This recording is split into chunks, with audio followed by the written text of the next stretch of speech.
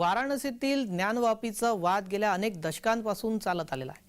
ज्ञानवापी मशीद आहे की मंदिर आहे, हा वाद अनेक वर्षांपासून सुरू आहे। धार्मिक स्थळाच्या जागेवरून सुरू झालेला हा वाद न्यायालयाच्या पायरीपर्यंत जाऊन पोहोचला आणि तिथून तो पुरातत्व विभागाच्या सर्वेक्षणाकडे येऊन थांबला। पुरातत्व विभागाने तिथे सर्वेक्षण केले। 4 महिने हे सर्वेक्षण चालले। या सर्वेक्षणानंतर अत्यंत महत्त्वाचे पुरावे सुद्धा समोर आले। ज्ञानवापी मशीद ही मंदिराचे खांब वापरून बांधल्या गेल्याचे स्पष्ट झाले। अहवालानंतर लगेच वाराणसी सत्र न्यायालयाने हिंदूंना तळघरात पूजा करण्याची परवानगी दिली। त्यानंतर यालाच आक्षेप घेत मुसलमान पक्षकारांनी अलाहाबाद न्यायालयामध्ये धाव घेतली, मात्र ही याचिका सुद्धा अलाहाबाद न्यायालयाने फेटाळली। 31 वर्षांनंतर ज्ञानवापीच्या तळघरामध्ये दिवा लागला। कापूर, धूप, अगरबत्तीच्या सुगंधाने हा परिसर दरवळला। ज्ञानवापीचे विश्लेषण आजच्या या आपण कार्यक्रमात पाहतोय।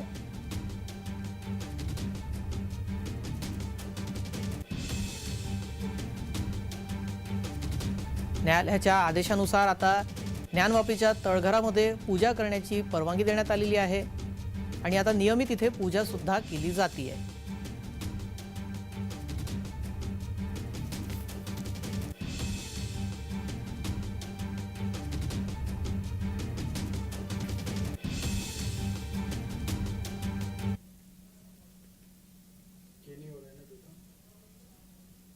न्यायालयाच्या आदेशानुसार ज्ञानवापीच्या तळघरामध्ये मध्यरात्री पूजा करण्यात आली। गणेश लक्ष्मीची आरती झाली। वाराणसी जिल्हा सत्र न्यायालयाने ज्ञानवापीच्या तळघरामध्ये पूजा करण्याचे अधिकार बुधवारी दिले आणि पूजेसाठी तयारी करण्यासाठी 7 दिवसांची मुदतही दिली। मात्र ज्या दिवशी घोषणा झाली त्याच मध्यरात्री ज्ञानवापीच्या तळघरामध्ये शयन आरती झाली। न्यायालयाच्या निर्णयानंतर काही तासातच सर्व व्यवस्था करण्यात आली। विश्वनाथ मंदिराचे मुख्य पुजारी ओम प्रकाश मिश्रा आणि अयोध्येतील रामलल्लाच्या अभिषेकासाठी शुभमुहूर्त ठरवणारे गणेश्वर द्रविड यांनी इथे पूजा केली। यावेळी विभागीय आयुक्त कौशलराज शर्मा, काशी विश्वनाथ मंदिर ट्रस्टचे अध्यक्ष हे सुद्धा उपस्थित होते।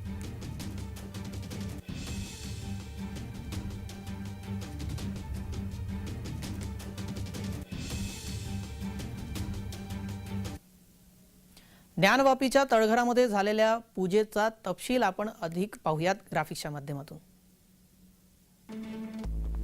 रात्री 12 वाजल्याच्या सुमारामध्ये पंचगव्याने तळघर शुद्ध केले। यानंतर षोडशोपचार पूजा झाली।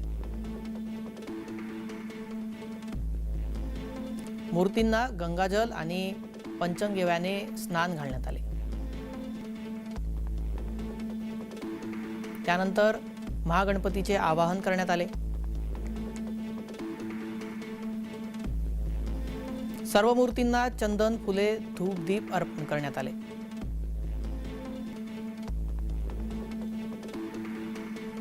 व्यासजींच्या तळघरामध्ये सुमारे अर्धा तास पूजा चालली।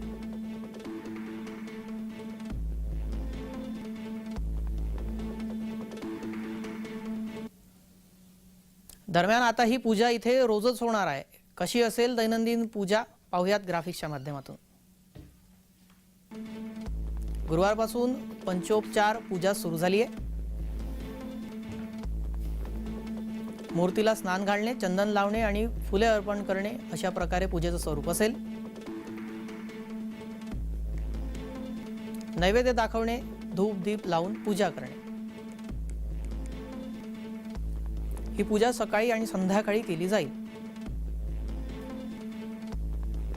सकाळी ब्रह्ममुहूर्तावर विधीनुसार मंगळागौरीची पूजा करण्यात येईल। ही संपूर्ण प्रक्रिया वर्षानुवर्षे रखडली होती। न्यायालयाच्या आदेशानंतर पुन्हा सुरू होऊ शकली।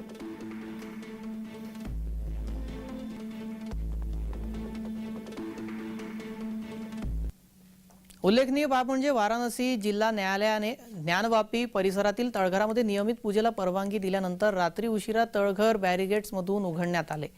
यासाठी डीएमएस रामलिंगम, पोलीस आयुक्त अशोक मुथा जैन यांच्यासह वरिष्ठ अधिकारी रात्रभर उभे होते। दरम्यान इथे कोणत्या मूर्तीची पूजा करण्यात आली ते सुद्धा आपण ग्राफिक्सच्या माध्यमातून पाहूयात।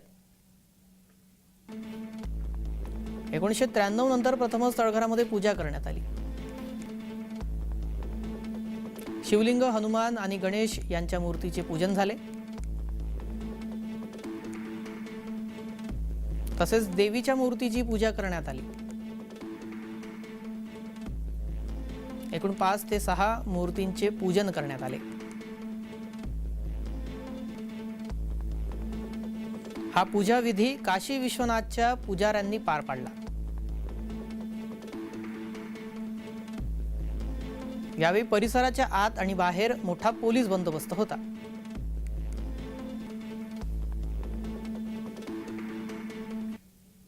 याच निमित्तानं हिंदूंचा सर्व काळ सुरू झालेल्या ज्ञानवापीतील पूजेनंतर भाजपा आध्यात्मिक आघाडी प्रमुख आचार्य तुषार भोसले यांनी ज्ञानवापी प्रकरणावर आपली प्रतिक्रिया दिली। हिंदू समाजाचा सध्या सुवर्ण काळ सुरू आहे, कारण वाराणसी कोर्टाने ज्ञानवापीमध्ये 7 दिवसाच्या आत पूजा करायचा आदेश दिल्यानंतर प्रशासनाने मात्र तात्काळ हा आदेश लागू केला आणि काल रात्रीच त्या ठिकाणी शयनारती करण्यात आली आणि आज सकाळपासनं सगळ्या पूजा विधीत ते सुरू झाले आहेत। अयोध्येत रामरायाची प्रतिष्ठा केल्यानंतर आता ज्ञानवापीतली पूजा आणि लवकरच मथुरा सुद्धा आपल्या हातात येईल। मोदी है तो सब कुछ मुमकिन है। सोबतच नाशिकचे महंत सुधीर दास यांनीही यावर प्रतिक्रिया दिली। पाहुयात काय म्हणाले। विविध हिंदू देवदेवतांच्या मूर्ती त्या ठिकाणी आहेत, त्या ठिकाणी देखील पूजा करण्यास परवानगी देण्यात यावी असा एक अंतरिम अर्ज माननीय हायकोर्टाला दिलेला आहे आणि लवकरच मला असं वाटतं की इतर देखील तळघरं लवकरच उघडली जातील। त्याचप्रमाणे हिंदूंची जी प्रधान स्थानं आहेत, मथुरा आहे, कुतुब मिनार आहे, अन्य जी स्थानं आहेत, या संदर्भात देखील माननीय सुप्रीम कोर्टामध्ये एक मोठा दावा दाखल करण्यात आलेला आहे। मला असं वाटतं की हिंदूंची ही सर्व प्राचीन स्थानं लवकरच हिंदूंना प्राप्त होतील।